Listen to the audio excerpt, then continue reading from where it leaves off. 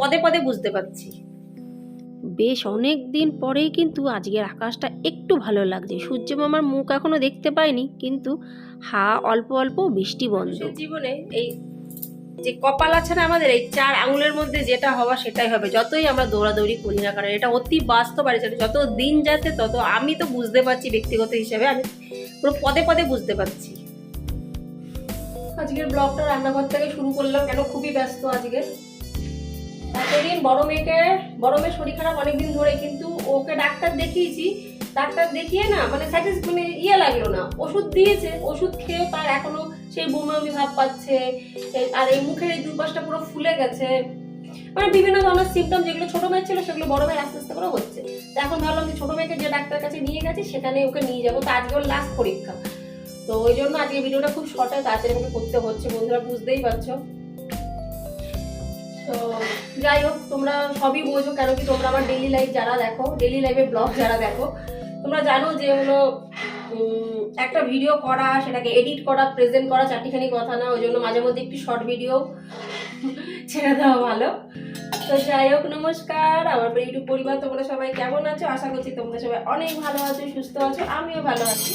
আমি সুপ্রিয়া, আমি তোমাদের সবাইকে আমন্ত্রণ জানাই নাসিকের ঘরকন্যার আরেকটি নতুন ব্লগে। যে যে প্রান্ত থেকে আমার ভিডিওটি, আমার ব্লগটি দেখছো, আশা করছি তোমরা সবাই অনেক ভালো আছো। ভাত হয়ে গেছে, মুগ আর মুসুর মিশিয়ে ডাল বানাচ্ছি, আর একদিকে লাউ দিয়ে ডিম দিয়ে বানাবো, জামা কাপড় কাচতে দিয়ে দিয়েছি। এইগুলো হলো আপাতত চলছে। তোমাদের একটা হাসির ঘটনা বলছি বন্ধুরা, 2 দিন ধরে যাই সবজি রান্না করছি না কেন তার মধ্যে নুন আমি যেন খুঁজে পাচ্ছি না। এত কারি কারি নুন দিচ্ছি, মনে হচ্ছে যেন নুন যাচ্ছে কোথায়, আমি কি খেয়ে নিচ্ছি? তা না, এদিকে নুনের কোনো টেস্টই নেই। দেখো আবার নুনের ডাব্বাটা নিলাম, এই সবজিটা একটু টেস্ট করে দেখলাম, এটার মধ্যেও নুন কম। কেন যে এরকম হচ্ছে? তবুও একদিক দিয়ে ভালো, নুন বেশি হয়ে গেলে খাওয়া যায় না, কিন্তু নুন যদি কম হয় তখন কিন্তু মেখে খাওয়া যায়। যদিও আমি কাঁচা নুন মেখে খাই না, কেন কি আমার বিপির ট্যাবলেট প্রতিদিন একটা করে নিতে হয়, তো নুন খাওয়াটা, কাঁচা নুন খাওয়াটা আমি একটু অ্যাভয়েড করি। তো যাই হোক, আপাতত ডালটা হয়ে গেছে, পরে আমি 2বার টেস্ট করে দেখলাম নুনটা যথারীতি ঠিক আছে। এবার যার যার লাগবে তারা তারা মেখে খাক। জামা কাপড় কাচা হয়ে গেছে, তো ভাবলাম আগে রান্নার দিকটা করে নিই, তারপরে অন্য কাজগুলো করব। কেন দিনটাই আমি শুরু করেছি লেট করে, ঘেতেমি করে বসেছিলাম, ভালো লাগছিল না। কি আর করবো বলো। আর একটা জিনিস আমি জানি না তোমাদের এরকম হয় কিনা, ফ্রিজে যদি এরকম প্রসাদের মতো একটু থাকে না, সেদিন কিন্তু রান্না করার মানসিকতা লাগে না। দেখো কি কি আছে তোমাদের আমি দেখাচ্ছি ফ্রিজে। যেহেতু কালকে রবিবার গেছিল, রবিবারের খাবার তো আছেই। এই দেখো, এই যে ফ্রাইড রাইস, এটা রয়ে আছে, কালকে বানিয়েছিলাম। এখানে চিকেন রয়ে আছে একটু, এটাও কালকে, রবিবারে ফ্রাইড রাইস চিকেন, কালকে ভিডিও দেখে আমি জানতেই পেরে গেছো। আমশির চাটনি বেশ অনেকটাই রয়েছে। এই যে পনিরটা বানিয়েছিলাম রাতের জন্য, তা রাতে খেয়ে এতটুকু রয়ে আছে। মানে এই যে খাবারগুলো একটু এই যে আছে, এইগুলো খেয়েই তো আমার পেট ভরে যাবে, তাও তো আমার এতটা লাগবে না। এদিকে কুকারে ডিম সিদ্ধ বসিয়ে দিয়েছি, এবার তরকারি কেটে নিই। এখানে কিন্তু গোল লাউ পাওয়া যায় না নাসিকে, এরকম লম্বা ধরনের একটি লাউ হবে। আমাদের ওদিকে যেরকম গোল লাউ পাওয়া যায়, এখানে লাউ হলো লম্বা টাইপের।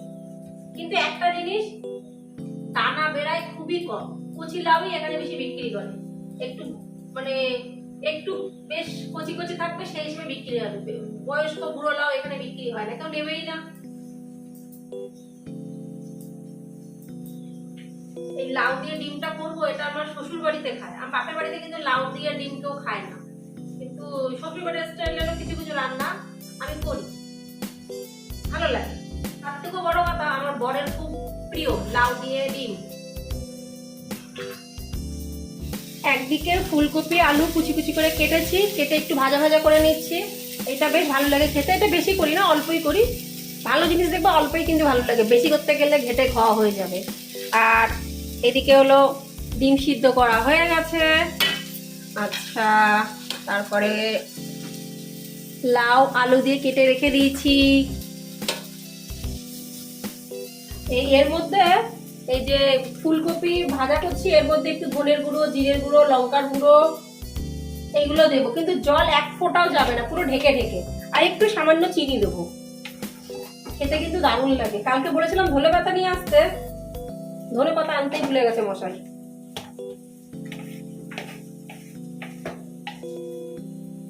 আর যদি কস্তুরি মেথি থাকে কস্তুরি মেথিও দেওয়া হবে। কস্তুরি মেথি আমি দিই, আমার ভালো লাগে কস্তুরি মেথি। তোমরা কে কে কস্তুরি মেথি পছন্দ করো অবশ্যই কিন্তু জানিও, অবশ্যই।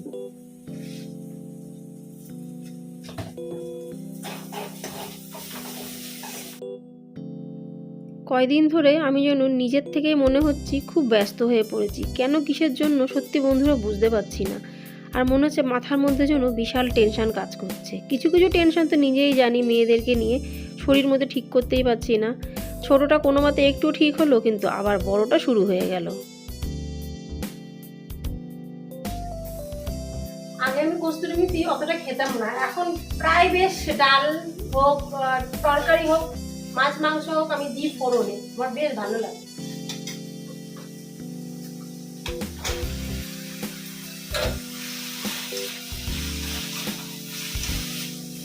আজকে হাতে সময় কম, আমি কোনো রিস্ক নেবো না, টাইম সেভ হবে। ভালো করে কষিয়ে ডিম দিয়ে এই দিয়ে পুরো কষিয়ে কুকারে দেবো। যে একটা সিটি পড়বে সাথে সাথে নামিয়ে দেবো, তারপর সিটিটা উঠিয়ে দেবো, মানে সিদ্ধ অবস্থায় রাখবো কুকারে। অটোমেটিক কড়াইতে যখন রাখবো সিদ্ধ হয়ে যাবে। এর মাঝখানে আবার পাঁপড় ভেজে নিচ্ছি, যেহেতু ডালটা শুধু তো ভালো লাগে না, একটু পাঁপড় ভাজাও করে নিলাম।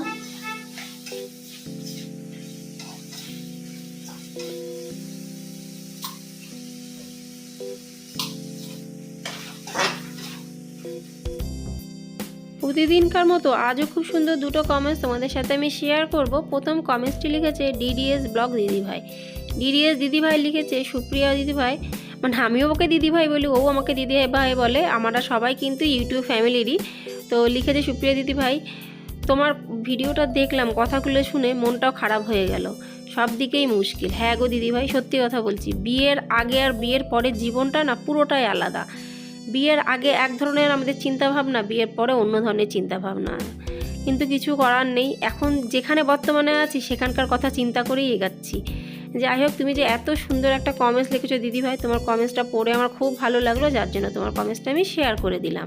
চলো এবার পড়া যাক দ্বিতীয় কমেন্টসটি পড়তে বসে দেখো আমি চা নিয়ে বসেছি। আজকে সকালবেলায় না চা খেতে ভুলে গেছিলাম তাড়াহুড়ো মাথায়। এরকম করে কিন্তু আমার হয় না, আর কেন এরকম হচ্ছে তোমরা ভালোই বুঝতে পারছো। আজ কয়েকদিন যাবত এরকমই চলছে। তো চা খেতে খেতে একটু মোবাইলটাও দেখে নিচ্ছি, একবারে আমার দু কাজ হয়ে যাচ্ছে। দ্বিতীয় কমেন্টসটি লিখেছে লিপি কুকিং দিদিভাই। লিপি দিদিভাই লিখেছে সুপ্রিয়া বোন, তোমার ভিডিওটি বেশ ভালো লাগলো, অসংখ্য ধন্যবাদ দিদিভাই তোমাকে। তাড়াহুড়ো করে রান্না বান্না কমপ্লিট হয়ে গেছে, জামা কাচা হয়ে গেছে, শুধু এভাবে মেলাবো। যা যা বাসি খাবার দাবার টুকি ছিল প্রসাদের মতন, সেগুলো সব গরম করা হয়ে গেছে। এতক্ষণ আকাশটা কি সুন্দর ছিল।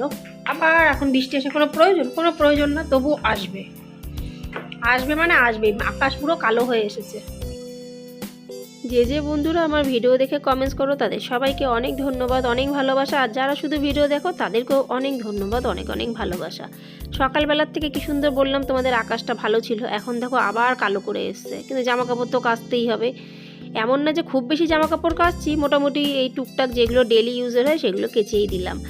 তো যাই হোক বন্ধুরা, আজকে আশা রাখছি তোমাদের ভিডিওটি ভালো লাগবে, কেন কি আজকে ভিডিওটি একটু উটপটাং ভিডিও। তাহলে বন্ধুরা আজকে ভিডিওটি এখানেই জামা মেলানোর সাথে সাথে সমাপ্ত করছি। আশা রাখছি আজকের এই উবর খাবার ভিডিওটি তোমাদের ভালো লাগবে।